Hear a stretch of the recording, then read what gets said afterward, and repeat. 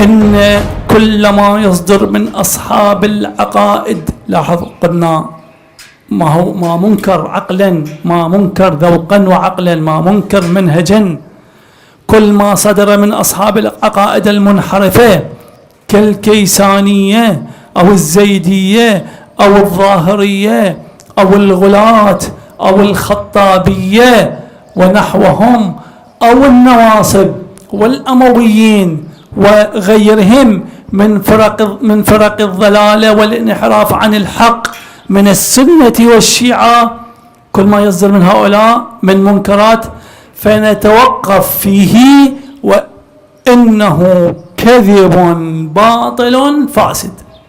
هذه كلية ولو صارت هي طويلة، لكن كل ما صدر من منكرات من أئمة الضلالة فنتوقف فيه ونرفضه وإنه كذب باطل فاسد. بنص من؟ بنص الإمام، بتصرف الإمام، بسلوك الإمام، بفعل الإمام سلام الله، لأنه كذب كل المنكرات التي صدرت عن أبي الخطاب.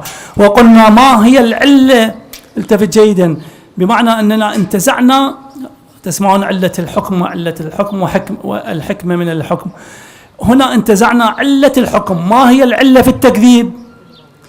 المنكرات التي ينكرها العقل والذوق والمنهج الصحيح.